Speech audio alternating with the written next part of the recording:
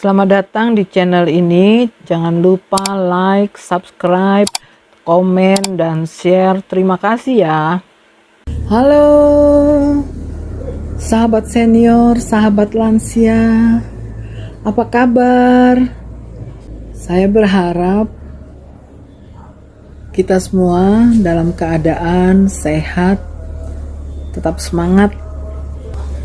Meskipun saat ini kita berada dalam masa adaptasi kebiasaan baru atau new normal, harap bahwa kita semua tetap menjaga kesehatan, tetap optimis, tetap semangat, dan tentunya kita juga harus tetap melaksanakan protokol kesehatan dimanapun kita berada. Perkenalkan, saya Ning BDS. Saya juga termasuk kelompok lansia, lanjut usia. Usia saya sudah mendekati 70 tahun. Saya punya putra-putri 3 orang dan cucu saya sudah 4 orang. Selamat datang di channel saya. Ini adalah video perdana saya. Channel ini sebenarnya bertujuan untuk saling menyemangati di masa usia lanjut kita, saling berbagi informasi, saling berbagi pengalaman. Mudah-mudahan pada video-video berikut kita bisa mendapatkan banyak pengalaman dari sahabat-sahabat senior yang sampai saat ini masih tetap sehat, semangat, dan tetap tangguh menghadapi masalah yang ada di dalam masa lansianya. Tidak semua orang siap untuk memasuki masa lanjut usia. Dan masa lanjut usia itu bukan pilihan. Tapi mau tidak mau, seorang itu pasti akan memasuki masa lanjut usia. Karena masa lanjut usia ini boleh dikatakan bahwa masa akhir dari kehidupan manusia setelah memasuki masa dewasa. Saya sendiri ketika berusia 60 tahunan, saya masih menyangkali, bahkan sampai saat ini saya juga kadang-kadang masih menyangkali bahwa saya sudah termasuk kelompok lanjut usia. Karena apa? Karena saya merasa bahwa semangat yang saya miliki pada waktu masih muda itu masih tetap ada sampai dengan saat ini. Tapi ketika kita menyadari bahwa tubuh fisik kita sudah tidak sesuai lagi dengan masa lalu, kita mau tidak mau mengakui bahwa kita sudah termasuk lanjut usia atau lansia. Kapan orang memasuki masa lanjut usia? Ada beberapa pendapat memang tentang kapan mulai masa lanjut usia. Badan Kesehatan Dunia itu mengkategorikan lanjut usia itu dalam 3 kelompok, mulai dari 60 tahun sampai 74 tahun disebut dengan atau dikategorikan sebagai lanjut usia atau elderly.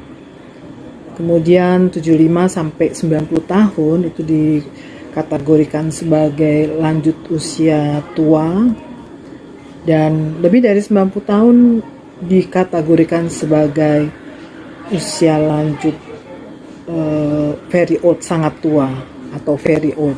Tetapi ada beberapa pendapat lain juga tentang kapan mulai dengan usia lanjut.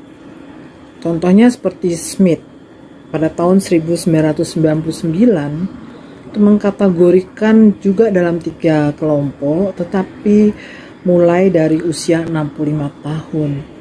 65 sampai dengan 74 tahun dikategorikan sebagai young old atau usia lanjut muda.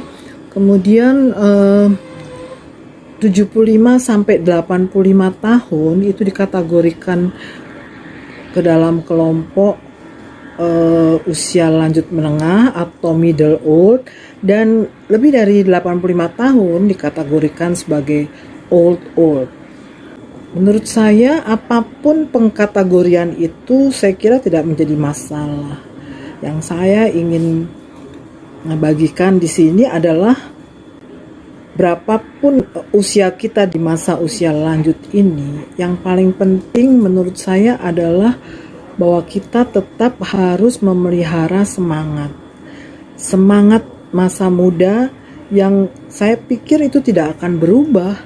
Semangat itu tetap harus konstan, tetap dipelihara supaya kita meskipun memasuki masa lanjut usia tetap optimis menjalani kehidupan kita. Tetapi juga jangan sebaliknya juga, ketika kita termasuk kelompok lanjut usia, kemudian kita merasa bahwa semangat kita mengikuti semua penurunan fisik kita, tentu itu tidak akan memberikan gairah hidup kita, tidak memberikan optimisme untuk kehidupan kita di masa lanjut usia ini. Ya memang kadang-kadang usia lanjut itu kan tidak terlepas dari penyakit ya.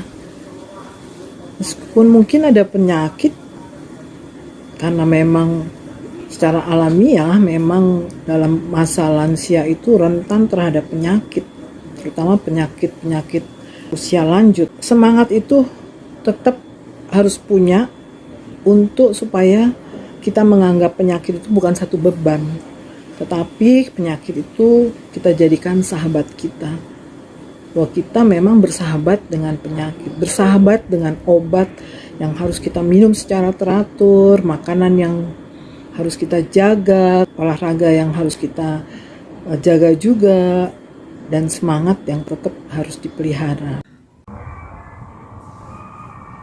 Saya pernah dijuluki ibu perkasa. Waktu saya masih muda, masih aktif, saya dijuluki oleh beberapa orang sebagai ibu perkasa. Saya juga tidak tahu kenapa saya dijuluki sebagai ibu perkasa. Mungkin mereka melihat saya, mungkin ketika saya melakukan tugas-tugas saya tidak pernah kelihatan lelah, mungkin, tapi juga mungkin karena saya memang termasuk orang yang mandiri. Saya tidak pernah tergantung, kalau pergi kemana-mana tergantung dengan orang lain.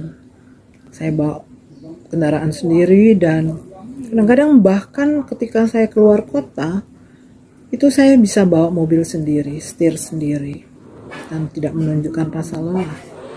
Yang mengherankan saya justru akhir-akhir ini ternyata orang masih mengingat saya sebagai ibu perkasa. Beberapa waktu lalu saya pergi melayat, mantan atasan saya waktu muda meninggal dunia, dan saya menyalami suaminya. Ketika saya menyalami, beliau itu kelihatannya lupa kepada saya. Mungkin ingat wajah tapi mungkin gak ingat nama. Tapi ketika saya menyebutkan nama saya, pertama keluar adalah ibu perkasa. Saya jadi heran. Sudah berpuluh-puluh tahun lalu, ternyata julukan tentang ibu perkasa itu masih melekat di beberapa orang. Sampai saat ini pun saya masih punya semangat itu, dan tergerak hati saya untuk bagaimana bisa kita saling support, bisa saling menyemangati di dalam kita menghadapi masa lanjut usia kita. Bukan berarti kita tidak punya masalah ya dalam hidup kita. Misalnya saya bisa menyemangati orang lain, itu berarti juga menyemangati diri saya sendiri. Sahabat lansia, sahabat senior, terima kasih sudah menonton video perdana saya. Saya mohon dukungannya supaya channel saya bisa berlangsung. dengan menampilkan video-video lainnya. Saya mohon untuk like, subscribe, dan memberikan komen. Sampai jumpa di video berikutnya. Tetap sehat, tetap semangat, tetap luar biasa.